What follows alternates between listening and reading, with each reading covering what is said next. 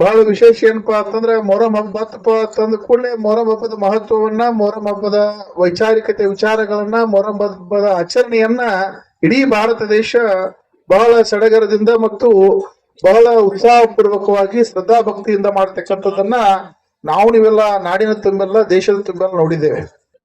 ಆದ್ರೆ ಈ ಮೊಹರಂ ಹಬ್ಬದ ಮಹತ್ವವನ್ನ ನಾವೇನಾದ್ರೂ ಕೆದರಿದೀಪ ಅಂತಂದ್ರೆ ಕ್ರಿಸ್ತ ಶಕ 680ರಲ್ಲಿ ಅಂದ್ರೆ 7ನೇ ಶತಮಾನದಲ್ಲಿ ಕರ್ಬಲಾ ಅಂತಕ್ಕಂಥ ಪ್ರದೇಶದಲ್ಲಿ ಆಗಿರ್ತಕ್ಕಂತಹ ಅಣ್ಣ ತಮ್ಮಂದಿರ ಮಧ್ಯೆ ಆಗಿರ್ತಕ್ಕಂತಹ ಘಟನೆಗೆ ನಾವು ಈ ಮೊಹರಂ ಹಬ್ಬದ ರೂಪವನ್ನು ಕೊಟ್ಟಿದ್ದು ಎಲ್ಲರಿಗೂ ಗೊತ್ತಿರತಕ್ಕಂಥ ಸಂಗತಿ.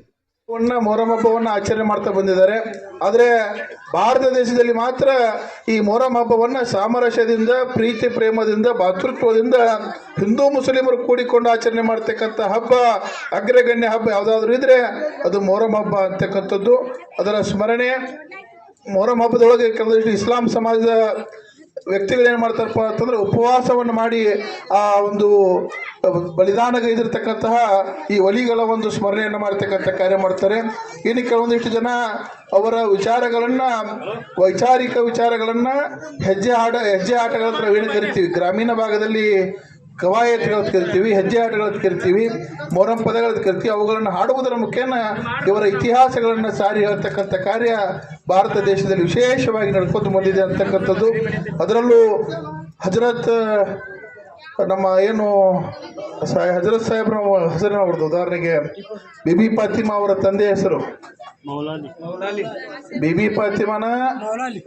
ಬಿಬಿ ಫಾತಿಮಾನ ಧರ್ಮಪತಿ ಮೌಲಾಲಿಗೆ ಹುಟ್ಟಿರ್ತಕ್ಕಂತಹ ಇಬ್ಬರು ಮಕ್ಕಳು ಹಸೇನ್ ಹುಸೇನ್ ಅವರ ಒಂದು ವಿಶೇಷವಾಗಿರ್ತಕ್ಕಂತಹ ಬಲಿದಾನ ದಿನವನ್ನೇ ನಾವು ಈ ಒಂದು ಮೊಹರಂ ಹಬ್ಬವನ್ನಾಗಿ ಆಚರಣೆ ಮಾಡ್ತೇವೆ.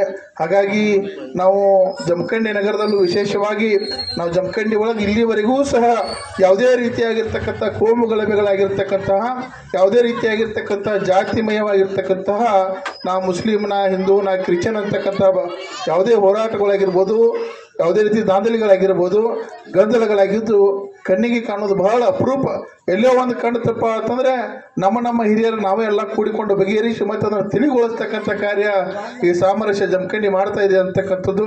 ಆತ್ಮೀಯರೇ, ನನ್ನ ಜಾತಿ ದೊಡ್ಡದು, ನಿಮ್ಮ ಜಾತಿ ದೊಡ್ಡದು ಅನ್ನೋಕ್ಕಿಂತ ನಾವೆಲ್ಲ ಬಂದು ಅಂತ ಬದುಕಿದೀಪ ಅಂತಂದ್ರೆ ಈ ಜೀವನಕ್ಕೆ ಬಂದಿದ್ದಕ್ಕೂ ಸ್ವಾರ್ಥಕ್ಕೆ ಆಗ್ತದೆ ಅಂತಕ್ಕಂಥದ್ದು. ನಾವೆಲ್ಲ ಬಂದು ಅಂತಕ್ಕಂಥ ಭಾವವನ್ನು ತೋರಿಸಿಕೊಡ್ತಕ್ಕಂಥ ಹಬ್ಬ ಯಾವುದಾದ್ರೂ ಇದ್ರೆ ಅದು ಈ ಮೊಹರಂ ಹಬ್ಬ ಅಂತಕ್ಕಂಥದ್ದು.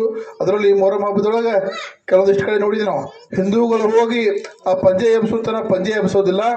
ಆ ಇಸ್ಲಾಂ ಧರ್ಮದವರು ಹಿಂದೂಗಳು ಬರ್ತಾನೆ ಅದ್ರ ಮುಂದೆ ಪಾಠ್ಯ ಹೇಳೋದಿಲ್ಲ. ಪಾಠ್ಯ ಹೇಳಬೇಕು, ಹಿಂದೂ ಮುಸ್ಲಿಮರು ಬಂದು ಕೊಡಿ ಆ ಪಂಜೆಗಳನ್ನ ಇರ್ತಕ್ಕಂಥ ಕಾರ್ಯ ಈ ಭಾರತ ದೇಶದೊಳಗೆ ಬಂದಿದೆ. ಇದೇ ರೀತಿ ಸಾಮರಸ್ಯದಿಂದ, ಪ್ರೀತಿ ಪ್ರೇಮದಿಂದ, ಬಾಂಧವ್ಯದಿಂದ ನಾವು ನೀವೆಲ್ಲ ಎಲ್ಲ ಹಬ್ಬಗಳನ್ನು, ಕೇವಲ ಮೊಹರಂ ಹಬ್ಬ ಅಷ್ಟೇ ಅಲ್ಲ, ಗಣೇಶ ಚತುರ್ಥಿ ಬರಲಿ, ದೀಪಾವಳಿ ಬರಲಿ, ನಮ್ಮ ಸಂದರ್ಭದಲ್ಲಿ ಈಗೇನು ಪ್ರದೀಪ ಹೇಳಿದ್ರು, ಇತಿಹಾಸನ ಹೇಳಿದ್ರು, ಯಾಕೆ ಹಬ್ಬ ಆಚರಣೆ ಮಾಡ್ತೀವಿ ಅಂತೇಳಿ. ಸೊ ಈ ಹಬ್ಬನ ನಾವು ನಮ್ಮ ಊರಲ್ಲಿ ಪ್ರತಿ ವರ್ಷ ಏನು ಮೊಹರಂ ಪ್ರತಿಷ್ಠಾಪನೆ ಆಗ್ತದ ಅವತ್ತಿನಿಂದನೂ ಕೂಡ ಕೊನೆ ದಿನವರೆಗೂ ಅಲ್ಲೇ ಇರ್ತಿದ್ವಿ ಸಾಯಂಕಾಲ ಹೋಗಿ. ಸೊ ನಮ್ಮ ಬಾಲ್ಯದ ದಿನಗಳಲ್ಲಿ ಕೂಡ ಇದನ್ನ ಹಬ್ಬನ ನಾವು ನೋಡ್ಕೊಂಡೇ ಬಂದಿದ್ದೀವಿ. ಸೊ ಈ ವರ್ಷನೂ ಕೂಡ ಅವತ್ತಿಂದ ಇವತ್ತಿನವರೆಗೂ ಆಚರಣೆ ಮಾಡ್ತಾರೆ. ಕೆಲವೊಂದು ಕಡೆ ಕಡಿಮೆ ಆಗ್ತಿದೆ, ಕೆಲವೊಂದು ಕಡೆ ಎಲ್ಲ ಭಾರಿ ವಿಜೃಂಭಣೆ ಅಂತ ನಾನು ಜಮಖಂಡಿ ತಾಲೂಕು ನೋಡೋಕ್ಕಾಗಿ ಎಲ್ಲ ಕಡೆ ಬಹಳ ವಿಜೃಂಭಣೆಯಿಂದ ಆಚರಣೆ ಮಾಡ್ತಾರೆ. ಸೊ ದೇವರ ಆಚರಣೆ ಇದೇ ರೀತಿ ಹೋಗ್ಲಿ, ದೇವರ ಆಶೀರ್ವಾದ ನಿಮ್ಮೆಲ್ಲರ ಮೇಲೆ ಇರಲಿ. ಇದೇ ಸೌಹಾರ್ದಯುತ ಒಂದು ಜೀವನನ ನಾವು ಎಲ್ಲರೂ ಕೂಡಿಕೊಂಡು ಮಾಡೋಣ. ಅದು ಇದು ಆ ಧರ್ಮ ಈ ಧರ್ಮ ಆ ಜಾತಿ ಅಂತ ಅನ್ನೋದನ್ನೇ ನಾವೆಲ್ಲರೂ ಅನುಸಮರ್ಥನ ಬಾಳ್ವೆ ಮಾಡ್ಕೊಂಡು ಹೋಗೋಣ ಅಂತ ನಾನು ಹೇಳ್ತೇನೆ.